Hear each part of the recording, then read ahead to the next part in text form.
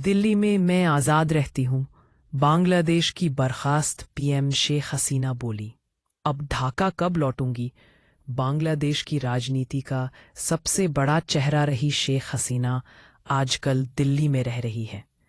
वही हसीना जिन्होंने 15 साल लगातार सत्ता चलाई, वही हसीना जिनके राज में आर्थिक ग्रोथ की तारीफ भी हुई और फिर उन पर तानाशाही के आरोप भी लगे। अगस्त 2024 में जब छात्र विरोधी आंदोलन ने सरकार को जला डाला तो वे हेलीकॉप्टर से ढाका छोड़कर भारत आ गईं।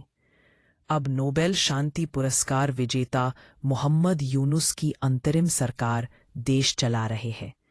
उन्होंने अगले साल चुनाव का वादा किया है। हसीना लंबे समय बाद मीडिया के सामने आई हैं।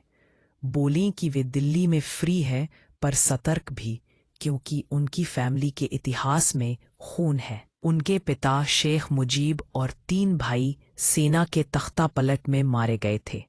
हसीना का दावा है कि अवामी लीग को बैन करना जनता को खामोश करना है और अगर पार्टी चुनाव से रोकी गई तो करोड़ों वोटर मतदान का बहिष्कार कर देंगे। यानी बांग्लादेश में खेल अभी बाकी है। दिल्ली की खुली हवा में सांस ले रही हसीना। दिल्ली की सड़कों पर चुपचाप टहलती हसीना। पहले तस्वीरें सोशल मीडिया पर आई थी। अब रॉयटर्स को दिए इंटरव्यू में हसीना कहती है कि वे दिल्ली में खुलकर रहती हैं। साथ में सिक्योरिटी के 2-3 लोग रहते हैं। कहती हैं कि उन्हें आज़ादी है पर सावधानी। उनकी मजबूरी है। उनके मन में डर बैठा है। 1975 के मिलिट्री कूप ने उनके पूरे परिवार को खत्म कर दिया था। वे खुद उस वक्त विदेश में थी, तभी बच गईं।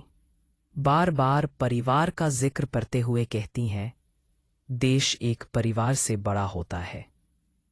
उनके शब्दों में घर जाने की इच्छा है, पर तभी जब वहां वैधानिक सरकार हो और कानून का राज हो। ढाका में हसीना की सत्ता खत्म होने की वजह छात्र आंदोलन था। भर्ती में कोटा सिस्टम को लेकर युवाओं का गुस्सा हिंसक हो गया। भीड़ ने प्रधानमंत्री आवास तक को नहीं बख्शा। उस रात हसीना की राजनीति दिल्ली की ओर धकेल दी गई। अवामी लीग बैन पर क्या बोली हसीना? यूनुस सरकार ने राष्ट्रीय सुरक्षा और मानवता के खिलाफ अपराध के आरोपों का हवाला देकर अवामी लीग पर पार्टी गतिविधि रोक दी। चुनाव आयोग ने मई में उनकी पार्टी का रजिस्ट्रेशन ही निलंबित कर दिया। हसीना ने इस पर कहा, आप लाखों समर्थकों को वोट देने का हक नहीं छीन सकते। ऐसी राजनीति काम नहीं करती।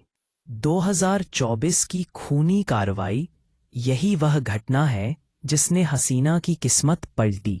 अंतर्राष्ट्रीय अपराध न्यायाधिकरण ने उन पर छात्रों पर हिंसक दमन का आदेश देने का आरोप लगाया है। यूएन की रिपोर्ट कहती है कि 1000 लोग मारे गए, हजारों घायल हुए।